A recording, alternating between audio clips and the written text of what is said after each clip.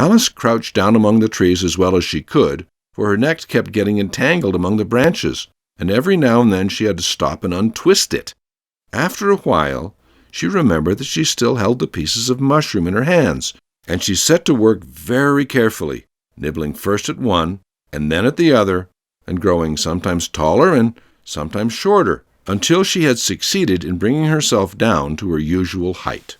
It was so long since she had been anything near the right size that it felt quite strange at first, but she got used to it in a few minutes and began talking to herself as usual. Come, there's half my plan done now. How puzzling all these changes are.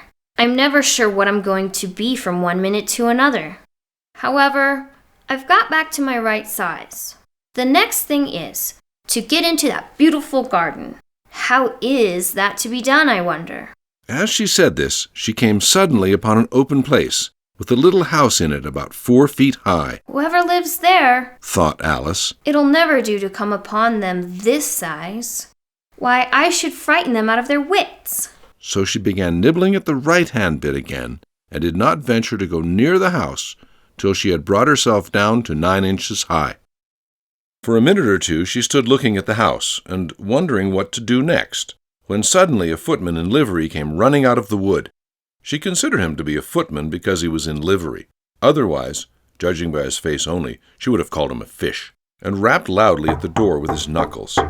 It was opened by another footman in livery, with a round face and large eyes like a frog, and both footmen, Alice noticed, had powdered hair that curled all over their heads.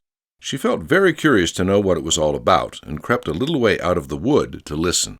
The fish footman began by producing from under his arm a great letter, nearly as large as himself, and this he handed over to the other, saying in a solemn tone, "For the Duchess, an invitation from the Queen to play croquet." The frog footman repeated in the same solemn tone, only changing the order of the words a little, "From the Queen, an invitation for the Duchess to play croquet." Then they both bowed low, and their curls got entangled together. Alice laughed so much at this that she had to run back into the wood for fear of their hearing her, and when she next peeped out, the fish footman was gone, and the other was sitting on the ground near the door, staring stupidly up into the sky.